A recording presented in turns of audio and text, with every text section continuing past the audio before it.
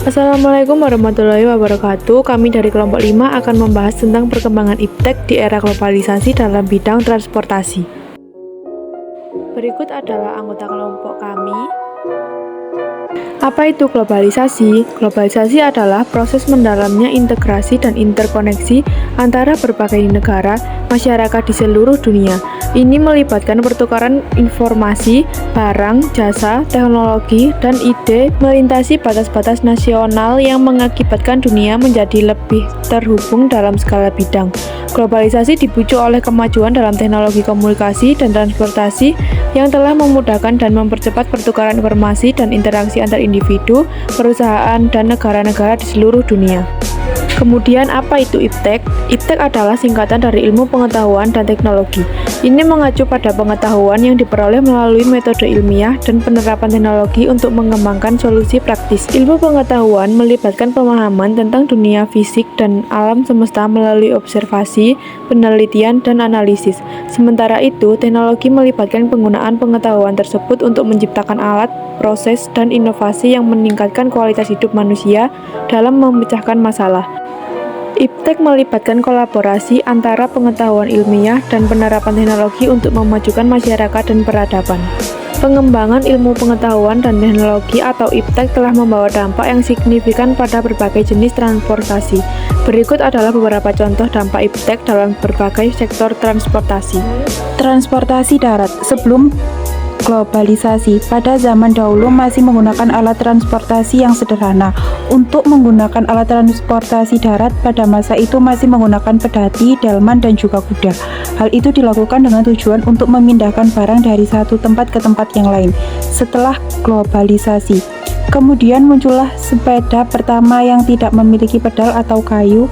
Setelah itu, seseorang yang berasal dari Skotlandia menemukan pedal atau kayu pertama untuk sepeda di roda belakang. Pada masa itu, sepeda merupakan alat transportasi yang cukup modern. Kemudian disusul dengan penemuan mesin dengan pembakaran dalam seperti motor dan mobil. Transportasi laut. Sebelum globalisasi, pada saat itu masih menggunakan alat transportasi yang terbatas, yakni hanya dengan perahu dayung yang dirakit. Perahu tersebut digunakan dengan bantuan tenaga manusia. Ada juga perahu layar pada masa itu yang digerakkan dengan bantuan tenaga angin. Hal itu pun bisa menyebabkan memakan waktu yang lama.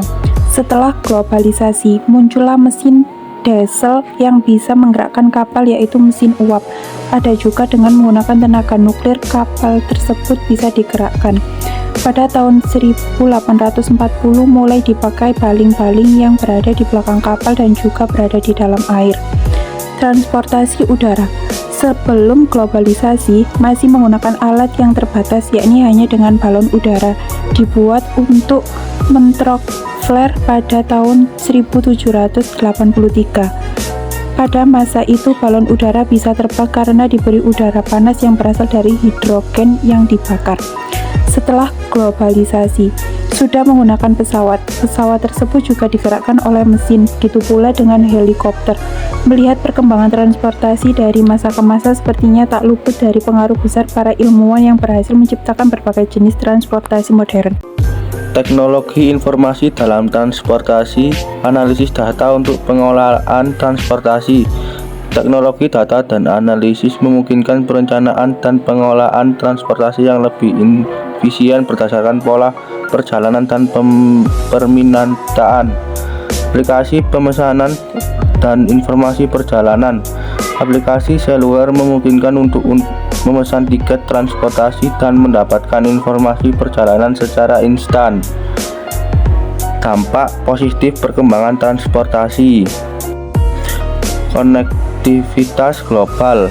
Perkembangan transportasi telah memungkinkan konektivitas global yang lebih baik, memudahkan perdagangan, pariwisata, dan pertukaran budaya antar negara. Pertumbuhan ekonomi. Transportasi yang efisien mendukung pertumbuhan ekonomi dengan memfasilitasi pergerakan barang dan jasa secara cepat dan efektif. Kreativitas dan inovasi. Transportasi yang baik dapat meningkatkan akses ke pendidikan dan layanan kesehatan di daerah-daerah terpencil atau sulit dijangkau. Akses ke pendidikan dan layanan kesehatan. Akses yang lebih mudah ke berbagai wilayah mendorong pertukaran ide dan inovasi yang dapat merangsang perkembangan ilmiah dan teknologi. Dampak negatif perkembangan transportasi.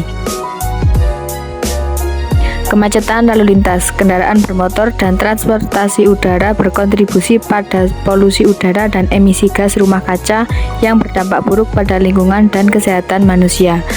Polusi udara dan gas rumah kaca. Pertumbuhan transportasi yang tidak terkendali dapat menghasilkan kemacetan lalu lintas yang merugikan ekonomi, lingkungan, dan kesehatan mental penduduk.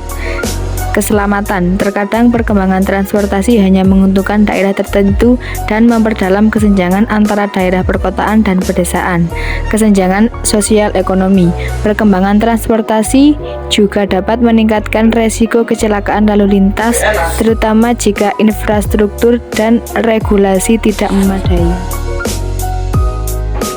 Ketergantungan pada bahan bakar fosil. Banyak sistem transportasi masih sangat tergantung pada bahan bakar fosil yang berkontribusi pada perubahan iklim dan krisis energi. Efek sosial budaya. Perkembangan transportasi yang cepat dapat membawa dampak sosial budaya seperti homogenisasi budaya global dan perubahan dalam pola hidup masyarakat tradisional. Kehilangan lahan dan habitat. Pembangunan infrastruktur transportasi dapat mengakibatkan kehilangan lahan pertanian atau merusak habitat alam dan lingkungan. Dan negatif, transportasi bervariasi bertanggung jawab pada bagian perkembangan tersebut, dikelola, diatur, dan disesuaikan dengan kebutuhan masyarakat dan lingkungan. Dampak-dampak ini menggarisbawahi bagaimana iptek terus terbentuk dan mengubah sektor transportasi, meningkatkan efisiensi, keselamatan, dan pengalaman pengguna dalam perjalanan. Thank you.